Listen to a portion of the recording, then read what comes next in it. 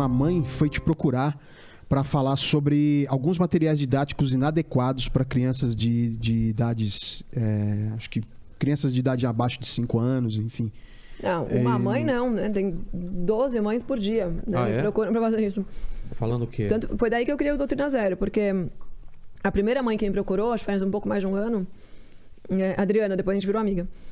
Mas ela formou um grupo com 87 pais, numa escola que se chamava, pode falar? Da Avenues. Avenues não, perdão, errei. Da Mobile, que estava distribuindo um material didático para crianças de 10 ou 11 anos, de uma versão homoafetiva do diário de Anne Frank. Então, eram crianças de 10, 11 anos vendo a Anne Frank, veja você, né? Uma personagem do Holocausto, só que ela era homoafetiva, né? E super sexualizada. Então, uma criança de 10, 11 anos de idade estava ali aprendendo sobre o Holocausto com a Anne Frank se masturbando, com a Anne Frank beijando a coleguinha. Então, Isso foi real? Real, esse livro existe. É um livro, assim, em forma de história em quadrinho. Ah, tá. E ainda era uma professora de inglês ou português, assim, nem dizia respeito a... Não era nem uma professora de história. Bom, tudo é ruim, né? Mas eles estavam ensinando a matéria embasada nesse livro. E aí essas mães se juntaram. E essa Adriana... É difícil eu conseguir ver todos os inboxes do meu Instagram, assim, mas ela insistiu tanto, assim, que um dia eu vi. E aí eu gravei um vídeo, e aí o vídeo acabou viralizando. Aí mandei pro Adriles, foi pro Morning Show, até na Folha de São Paulo, foi parar. E deu em alguma coisa? Deu um monte de...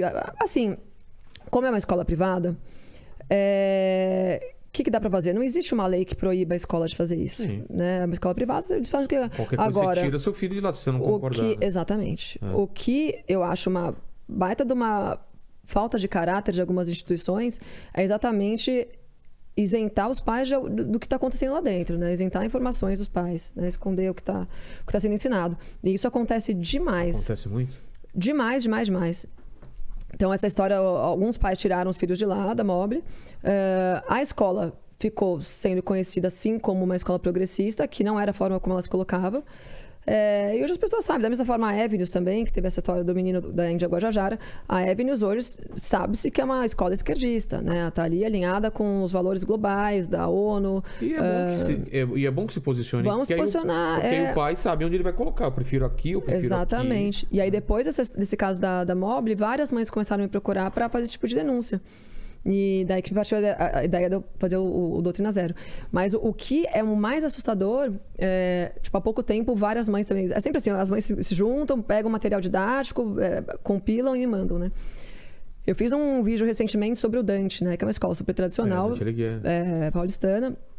E mostrando ali, né, que eles estavam ensinando todo tipo de pauta progressista, feminista, de agenda de gênero, de tudo que é coisa. E expus isso num vídeo. E a minha ideia, de novo, é uma escola privada, faz o que você bem entender. O problema é que, quando as mães estavam indo até lá para questionar, eles falavam, não, isso é bobagem, imagina, a gente nunca falou isso, imagina isso aqui. Então, os pais estavam achando que, por a escola ser tradicional, e isso é um outro grande defeito da nossa geração, né, que tem uma parte das pessoas que acham que porque elas estão pagando muito caro numa escola, ou porque aquela escola é tradicional, né, você está seguro. Então paga uma nota, deixa meu filho ali, a escola existe há 100 anos, só que elas se esquecem que o quadro de professores, de diretores muda. Exato. Né? E que o capital financeiro não presume capital intelectual, né? Não presume uma qualidade intelectual do que está sendo ensinado. Mas não dá para imaginar um pai e uma mãe que não acompanha o que o filho está aprendendo, mas não se interessa. Tem gente que sabe assim, o que é muito doido? O que mais me assusta são os pais que vêm me xingar quando eu faço esse tipo de denúncia. Por quê? Porque eles falam porque aí aquele protecionismo, né, na escola. Aí a gente pode entrar nos fatores psicológicos, né, que envolvem isso. Pode ser a mãe não querendo admitir para si mesma que ela fez uma péssima escolha. Ah, tá. Né? Tipo assim, como assim? Você acha que imagina, eu sei o que eu tô fazendo. É uma soberba, de certa forma. E pode ser uma alienação mesmo também. As pessoas estão burras, né? O pessoal da nossa idade fica vendo Jornal Nacional todo dia, fica burro. Então eles acabam vendo aquilo ali, acham normal. Aí quando você vai falar que a pauta LGBT, a pauta do banheiro trans não deve ser ensinado para criança de 8 anos, ela vem falar que você é não sei o quê. Mas aí, enfim, é por ignorância também, né? Caio ignorar. Castro, vamos dar o contexto, né? Ele falou que não queria ser obrigado a pagar a conta. Pagar a conta. Que ele falava que tinha mau prazer em pagar, mas ele não gostava da obrigação de ter que pagar, entendeu? É o momento que a gente vive hoje de prazeres momentâneos, né? Até nisso, o cara, ele quer ter uma obrigação desde que ela lhe gere prazer. Ou seja, não, ele quer fazer algo desde que ele lhe gere prazer ou desde que seja porque ele quer. Então, é um momento de pessoas extremamente mimadas e foi esse meu comentário a respeito do Caio Castro. Porque ele fala, não, eu pago, eu gosto de pagar, mas eu não gosto de ter que pagar. Eu não gosto de me sentir obrigado a fazer isso. Então, é exatamente essa premissa, né? O cara não quer se sentir obrigado a nada. Ele não quer hoje se sentir obrigado a ter um relacionamento sério. Ele não quer se sentir obrigado a ligar no dia seguinte. Ele não quer se sentir obrigado a assumir uma mulher de verdade. Ele não quer se sentir obrigado a nada porque ele não precisa ser obrigado a nada. Até porque o movimento feminista fez isso. Isso é uma resposta ao movimento feminista. Porque a mulher não é empoderadora. Eu tenho amigos hoje que me contam que vão abrir a porta do carro para a menina, ela fala, eu tenho mão, eu abro. Tem isso rolando. Isso eu nunca entendi, porque eu sempre abri a porta não só para minha namorada, mas para minha mãe, para uma amiga e tal. Acho uma gentileza de andar a mulher pro lado de dentro da calçada, assim, porque, pô, se sofrer um acidente, você tá mais exposto lá. Então, eu não vejo isso como machismo, eu vejo isso como cavalheirismo. E se a mulher fala, não precisa, tudo bem, mas por que não deixar mas elas se tornam agressivas, né? E aí que você vê como elas estão corrompidas emocionalmente, elas estão fragilizadas, deturpadas psicologicamente e corrompidas moralmente. Eu não vejo qual é o problema de abrir a porta de um carro para mulher. Porque você dá um chilique porque um cara abriu a porta. É uma coisa que eu não consigo ver como alguém consiga achar isso normal. Mas qual foi a posição delas em relação ao Caio Castro? Que ele tem que pagar ou que não tem que pagar? Daí é muito engraçado, porque aí as feministas, elas querem os privilégios, né? Elas falam, não, porque a mulher, ela já paga cabeleireiro, ela já paga maquiagem, ela já paga, sei lá, o que mais, roupa. Como se o homem não tivesse um monte de gasto, né? Como se o homem não tivesse que... elas falaram que tem que rachar mesmo? Que tem que pagar? Que o homem tem que pagar? Que o homem tem que pagar. As feministas foram contra o Caio Castro. Ah, é? Seria uma confirmação. Quando mexe no bolso, não tem uma feminista para contar a história mais.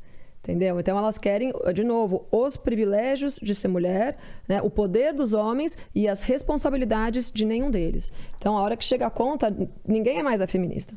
Então, elas querem direitos iguais, mas, né, nessa hora, elas acham que elas têm que ser agraciadas, né, com a conta paga, com as gentilezas, porque elas já sofrem muito por ser mulher. E o sistema patriarcal já é muito maléfico. Então, as feministas foram contra o Caio Castro. Foi muito engraçado. Eu sempre paguei para as mulheres, para as namoradas e tal. E mesmo quando eu não tinha dinheiro, eu não convidava, né? Quando eu não tenho dinheiro, eu não convido. Não é, Helene? Não, ou o cara, né, leva pra casa e cozinha, exatamente. Né? Faz Mas eu acho muito legal quando a mulher pelo menos pergunta, quer que rache? Aí já é uma outra história, né? Eu acho uma gentileza da mulher, assim, né?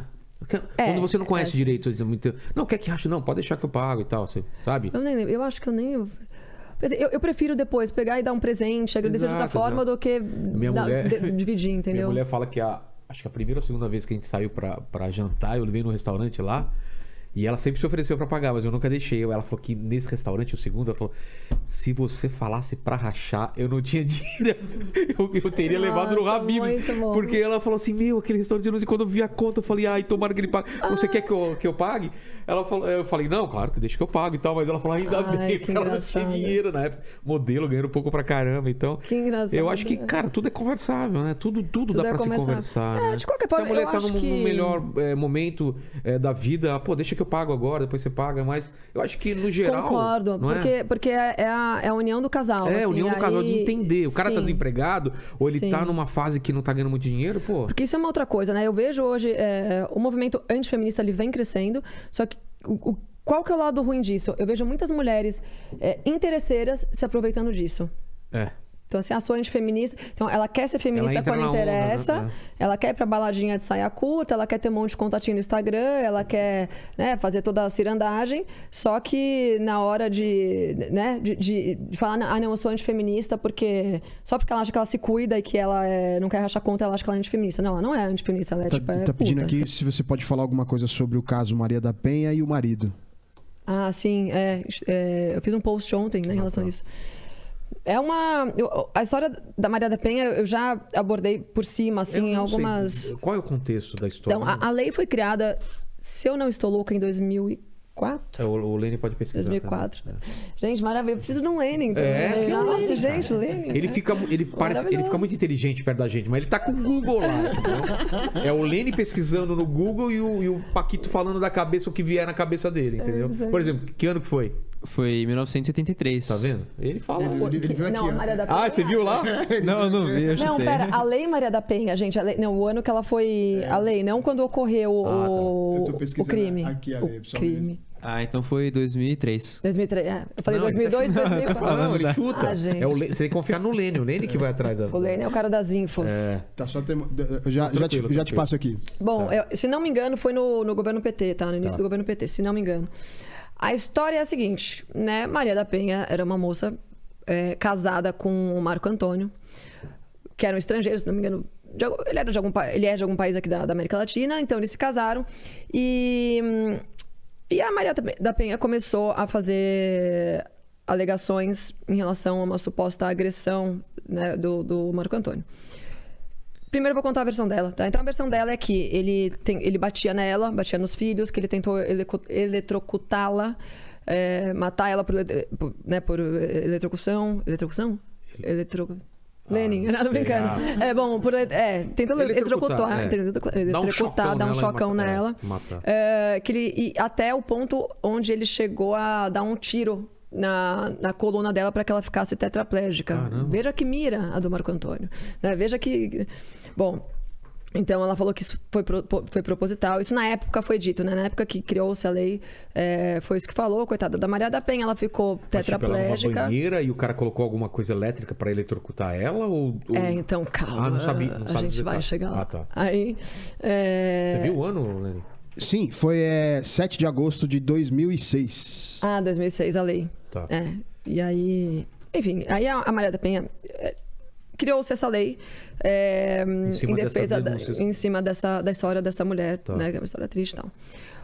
O que ninguém nunca foi averiguar, né? O que aconteceu de verdade, né? E aí hoje a mídia começou... A mídia não, né? Ontem na Jovem Pan pela primeira vez, uma TV aberta deu espaço para que o Marco Antônio, que foi o acusado, pudesse falar.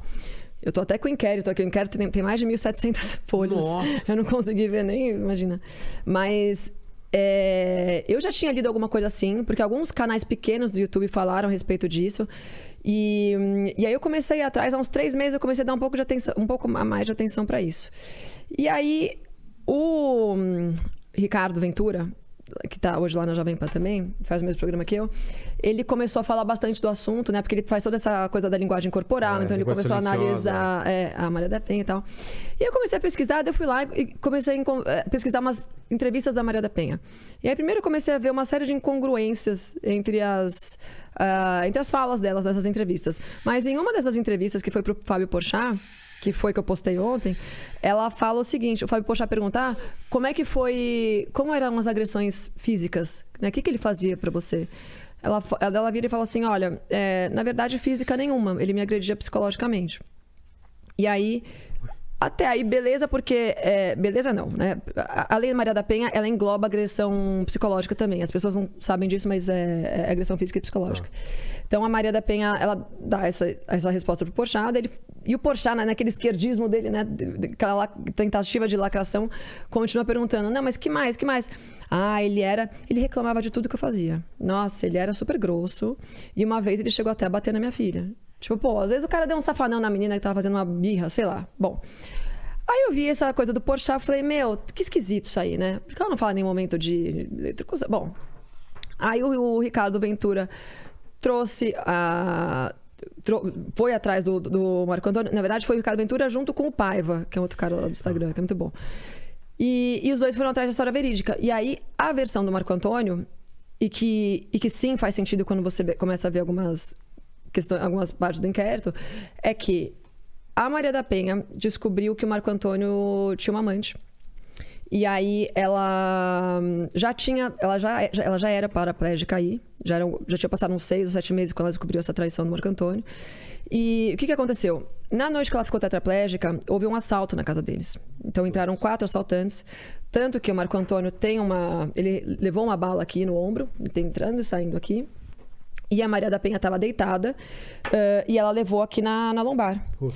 Só que quando você pergunta para ela como foi essa noite, ela fala que ela não lembra direito. Que ela estava dormindo, que ela só sentiu uma bala e voltou a dormir. Então, assim, se ela não lembra, como é que ela fala que foi ele que atirou nela? Né?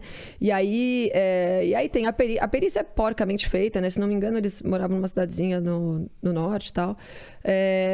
A perícia na época foi feita de forma muito porca, assim, tipo, mas os indícios são de que sim, entraram 4 caras lá, roubaram, assaltaram e tal. Rolou esses 2 tiros. Rolou um embate primeiro entre o Marco Antônio e os assaltantes, teve toda essa cena do crime e tal. E tanto que a Maria da Penha, ela foi pro hospital, ela fez essa cirurgia. Ela ficou tetraplégica. O Marco Antônio reformou a casa inteira deles. Então, ele colocou rampas, ele mudou o colchão para o colchão ortopédico, ele começou a cuidar da Maria da Penha. Então, assim, se o cara quer matar uma mulher, eu acho que primeiro ele não atira na lombar dela, ele vai direto onde morre. E uma outra, se o cara quer matar ela, para que ele vai reformar a casa dela para que ela tenha mais conforto depois de uma situação dessa? Ele tomou um tiro também. E ele também tomou um tiro. Ele atirou nele mesmo? Exato. Como é que você... E aí tem uma história da perícia, você consegue ver se o cara, a distância do tiro, tem uma história assim, exato. E tudo corrobora para a história de que sim, alguém de longe atirou. Então esse espaço foi aberto agora para o Marco Antônio, muito recentemente. Ele chegou a ser preso? Foi preso por anos. Ele tinha 3 filhas pequenas na época que a Maria da Penha impediu que ele convivesse. Então ele não tem contato nenhuma com as filhas, porque as filhas compraram a narrativa da mãe. Então a vida desse cara foi destruída, né? Ele ficou anos e anos preso.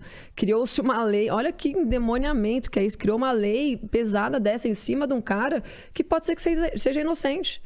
E que eu, sinceramente, acredito que... Eu acho que pode ser que exista aí um cara mais agressivo em algum momento, mas ela mesma fala pro Porchat que ele nunca agrediu ela fisicamente.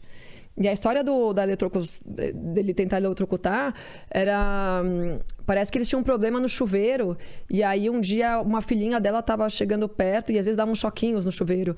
E aí, ele teve alguma coisa, tipo assim, de empurrar a menina para ela não tomar um choque. E aí, ela caiu. Enfim, uma história assim, meio que...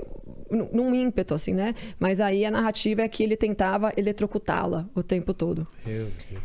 Só que a mídia nunca deu esse espaço, né? Na época...